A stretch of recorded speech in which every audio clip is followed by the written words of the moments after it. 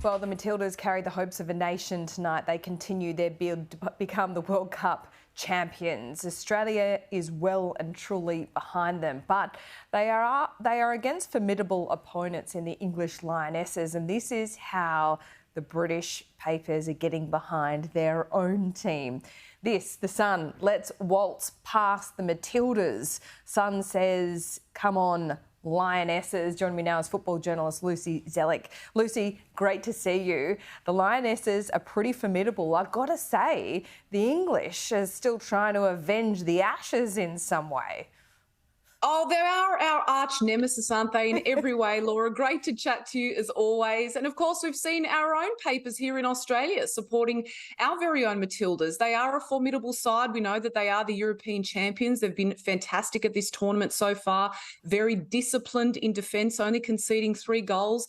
And they have, unfortunately, outclassed the Matildas statistically, particularly in the final third, where they are very dominant in possession and fantastic with their passing rate. But no team at this tournament, Laura, has absorbed pressure more comfortably and more effectively than the Matildas. And so much of that is due to the fact that this defensive backline know each other very well. I mean, you've thrown in Claire Hunt, who has experienced an inordinate amount of injuries and a lot of difficulties to be here, but she has been fantastic with the likes of Alana Kennedy, Ellie Carpenter, Steph Catley. I mean, they've all been fantastic for Australia.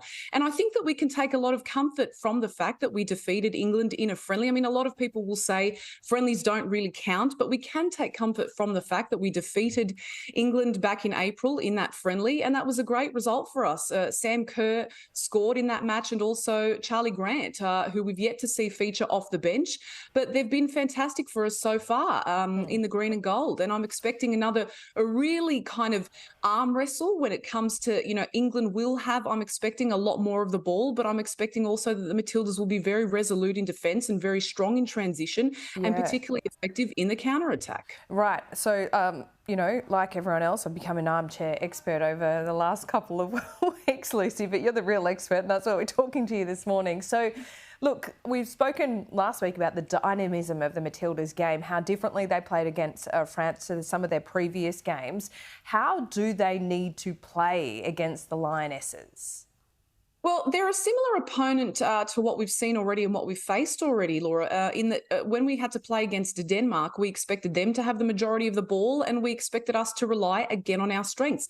As I said before, in transition and on the counter-attack. I'm expecting again that that's the type of opponent that we will be facing in England. As I said earlier, very dominant in possession, very, very strong going forward, particularly in the final third. So I'm expecting that they will have a lot of the ball. But again, it's about the Matildas playing to their strengths. Time and time again against Nigeria, and I always go back to that game. I felt that we didn't play to our strengths. We tried to outclass them in areas where we weren't simply strong enough or dominant enough. And I feel that now those issues have been corrected. We saw against France, again, that was a massive arm wrestle. It had to go to us, recording the most historic penalty shootout in Women's World Cup history for us to win the match. But ultimately, they're very similar opponents. They've got a lot of strength in attack, and we're going to see a real arm wrestle in the midfield. But also for them, they're going to have a real battle breaking the Matildas down. Us very strong defensively, but equally for them, they too, as I said before, very strong in defence. They've only conceded 3 goals. There are some similarities in the two teams in that we've both had to go to extra time and penalties. England had to do the same against Nigeria, but defeated them far more comfortably than what the Matildas defeated France. But they've also equally been just as frugal in their changes and their substitutions as well. We've got some tired bodies out there. The Matildas, as we heard Alicia Ferguson saying earlier, said that predominantly it's been about rest. And we have had to rest our players because we've only managed to really use about 17 players throughout the tournament so far.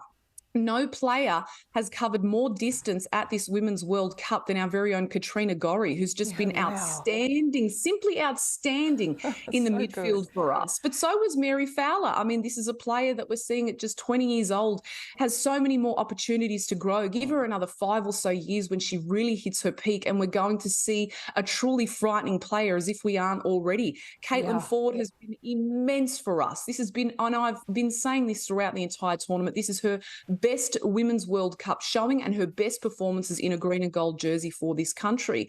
Mackenzie Arnold, we know people were putting up memes likening her to a brick wall that when you Google it, Mackenzie's face comes up. You know, she has just been fantastic, and so have so many of these players.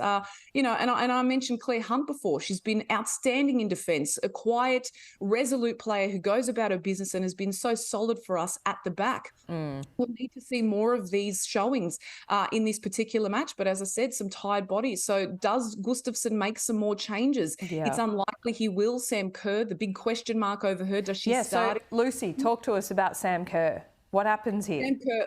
Well, what happens here, I think she may again feature off the bench. She's not completely match fit, and that's to be expected. She hasn't featured as much throughout this tournament. I mean, why do you say that? Why? I mean, I believe you, and I'm on board with you, and she's not playing the full 90 minutes, but she looks damn good when she's on the pitch.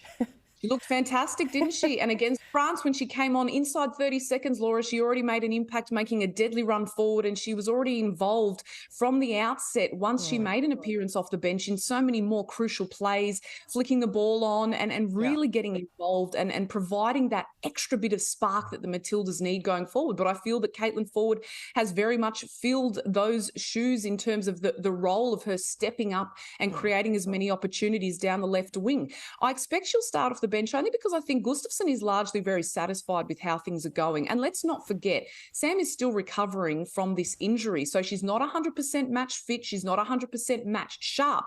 That's to be expected. I mean, for a global player, though, her status is just incredible. And I think that any time that she's involved in any of the Matildas' actions is going to be immense. But I think as an impact player at this point, if we choose to bring her on early in the second half, I think that may work to our benefit. And as I said before, we've got a lot of tired bodies out there. So to bring someone on in a Sam who will still be quite fresh, but as I said, not 100% match fit, she'll still be able to provide that spark and that extra engine that we'll need going forward to break down England in transition. Lucy, pleasure to talk to you as always. Fingers crossed, and the nation is behind them, absolutely.